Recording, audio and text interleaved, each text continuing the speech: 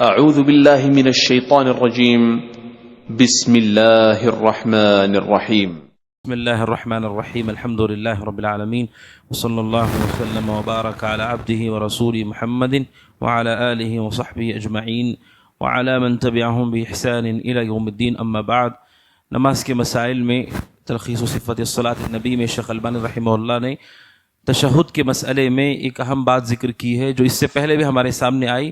ایک تو صفت ہے دونوں ہاتھوں کی کہ وہ کہاں ہونا چاہیے. ایک صفت اس کی یہ ہے کہ رانوں پر آپ اپنے ہاتھ رکھیں اور دوسرا گھٹنوں پر.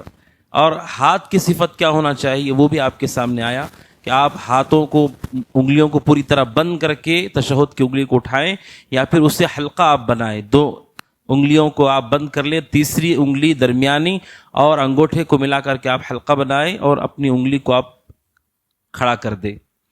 اس کے بعد جو سنت ہے وہ یہ ہے، رسول اکرم صلی اللہ علیہ وسلم سے ثابت ہے، وہ یہ کہ مومن کو چاہیے کہ نماز کی حالت میں چاہے مرد ہو کہ عورت ہو اپنی سبابہ کو، تشہد کی جو انگلی ہے اس انگلی کو حرکت دے، اس انگلی کو حرکت دے. یہ رسول اکرم صلی اللہ علیہ وسلم سے ثابت ہے. متعدد صحابہ نے رسول اکرم صلی اللہ علیہ وسلم کی نماز کو بیان کیا اور وہ کہتے ہیں کہ رسول اکرم صلی اللہ علیہ وسلم اس انگلی کے ذریعے، سبابہ کے ذریعے سے آپ اشارہ کرتے تھے اور دعا کرتے تھے. اشارہ انگلی کا ہوتا تھا اور دعا اپنی زبان سے آپ کرتے تھے. اور آپ نے سنا کہ یہ التحیات یہ دعا ہے، اس میں دعا پائی جاتی ہے. رسول اکرم صلی اللہ علیہ وسلم اپنی انگلی کو اٹھاتے بھی تھے، اشارہ بھی کرتے تھے اور حرکت بھی دیا کرتے تھے. صحیح مسلم کی حدیث ہے، عبداللہ بن زبیر رضی اللہ تعالیٰ عنہما کہتے کہ رسول اکرم صلی اللہ علیہ وسلم جو تشہد میں بیٹھتے اس کی صفت یہ ہوتی وضع یدہ الیمنی علی فخذہ الیمنی، کہ اللہ کے نبی صلی اللہ علیہ وسلم اپنا سیدھا ہاتھ اپنی سیدھی ران پر رکھتے، ووضع یدہ الیسری علی رکبتہ الیسری، اور اللہ کے نبی اپنا بایاں ہاتھ اپنے گھٹنے پر رکھتے. اس طریقہ صحیح ہے. اور کہتے ہیں واشار باصبعہ، اور اللہ کے نبی اپنی انگلی سے یعنی تشہد کی انگلی سے اشارہ کرتے تھے. یہ صحیح مسلم کی حدیث ہے. اور سنن نسائی کی ایک روایت ہے جس میں کان یشیر باصبعہ اذا دعا، کہ رسول اکرم صلی اللہ علیہ وسلم اپنی انگلی کو دعا دیتے ہوئے اس کے ذریعے سے اشارہ کیا کرتے تھے. تو بعض لوگوں نے کہا کہ یہاں اشارے سے مراد یہ ہے کہ بس آپ اپنی انگلی کو کھڑا کر دیں، کھڑا کر لیا آپ نے تو یہ اشارہ ہے. دوسری روایتوں میں صراحت ہے کہ اس اشارے کا طریقہ کیا تھا. سنن نسائی کی روایت ہے، ابن خزیمہ میں یہ روایت ہے. وائل ابن حجر کہتے ہیں میں نے کہا لانظرن الی صلاۃ رسول اللہ. وائل بن حجر کہتے ہیں میں نے نیت کی کہ میں ضرور دیکھوں گا کہ رسول اکرم صلی اللہ علیہ وسلم کیف یصلی، کہ آپ کیسے نماز پڑھتے ہیں. یہ عزم کیا میں نے پہلے کہ میں دیکھوں گا اللہ کے نبی کو ضرور بھی ضرور آپ کی نماز کیسے ہوتی ہے.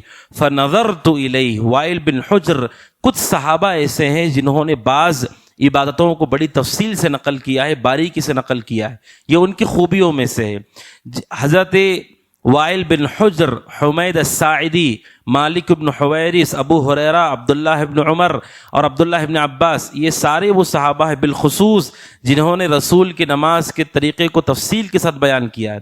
اور رہی بات حج کی، حج کو پوری تفصیل سے بیان کرنے والے صحابی ہیں جابر بن عبداللہ الانصاری رضی اللہ عنہ. یہ صحابہ کی خوبیوں میں سے ہے کہ بعض نے بعض عبادتوں کو تفصیل سے نقل کیا ہے. گھر کے اندر رسول کی عبادتوں کو نقل کرنے والی آپ کی بیویوں میں سب سے زیادہ حضرت عائشہ رضی اللہ تعالیٰ عنہا ہیں جنہوں نے آپ کی گھر کی عبادتوں کو ہم تک نقل کیا ہے. وائل بن حجر رضی اللہ تعالیٰ عنہ نے کہا میں ضرور دیکھوں گا کہ آپ کیسے نماز پڑھتے ہیں. کہتے ہیں تفصیل انہوں نے بیان کی. ثم قعد، پھر اللہ کے نبی بیٹھ گئے. وافترش رجلہ الیسری، اپنے بائیں پیر کو آپ نے بچھا لیا. ووضع کفہ الیسری علی فخذہ، اور آپ نے اپنا بایاں ہاتھ اپنی بائیں ران پر رکھا. ورکبتہ الیسری وجعل حد مرفق الایمن علی فخذ الیمنی، اور اللہ کے نبی صلی اللہ علیہ وسلم کی جو کوہنی تھی سیدھے ہاتھ کی آپ کے ران پر تھی. پھر کہتے ہیں اللہ کے نبی علیہ الصلوۃ والسلام نے قبض اثنتین من اصابعہ، آپ نے دو انگلیوں کو بند کر لیا. وحلق حلقۃ، اور پھر آپ نے ایک دائرہ بنایا. دو انگلیاں بند کر لیں اور ایک دائرہ بنایا. اسے 53 عربی زبان میں، عرب کے لوگ قدیم زمانے میں ان کے یہاں گنتی گننے کا طریقہ کیا تھا؟ خاص طریقہ تھا ان کے یہاں گنتیاں گننے کا، جسے عقد کہا جاتا ہے، گننے کے لیے. اور اذکار میں بھی اس کا ایک فائدہ ہے.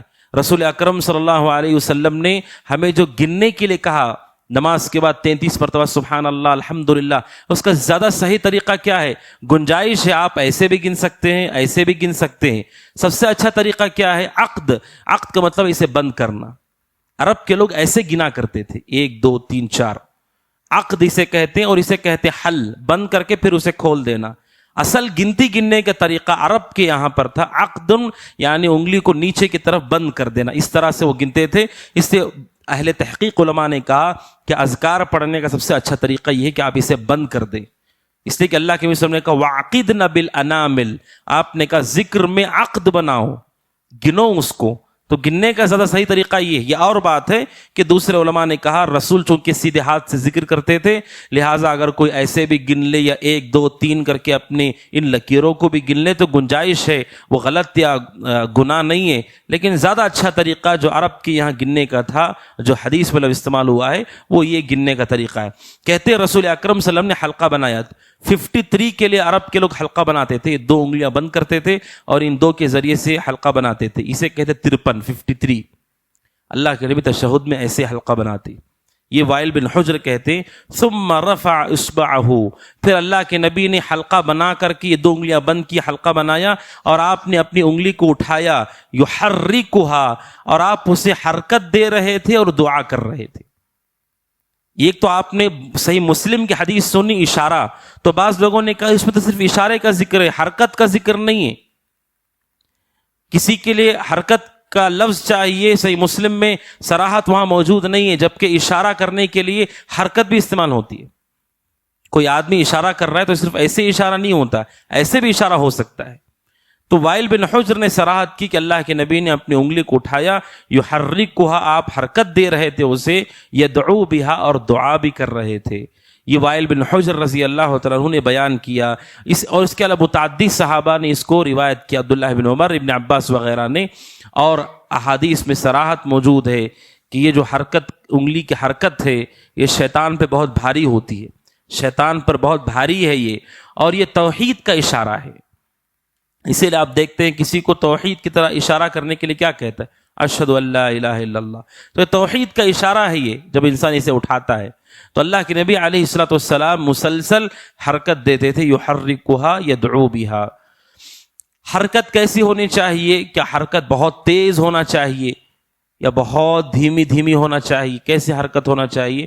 حرکت یہ جسے ہم حرکت کہتے ہیں، بہت شدید بھی نہ ہو، اس طرح سے بھی نہ ہو کہ بہت تیز وہ کر رہا ہے، اور ایسے بھی نہ ہو کہ وہ حرکت ہی نہیں ہے بلکہ بس آہستہ نیچے کیا اور اوپر کیا.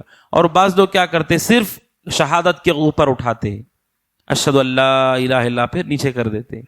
وائل بن حجر کہتے میں نے رسول کو دیکھا یحرکھا، آپ برابر اسے حرکت دے رہے تھے. کب تک آپ حرکت دیتے تھے اسے؟ تشہد میں بیٹھنے سے لے کر کے سلام پھیرنے تک مسلسل حرکت جاری رہے. کیونکہ صحابی نے کہا یحرکھا کا مطلب ہے مسلسل آپ اسے حرکت دیتے تھے اور دعا کرتے تھے.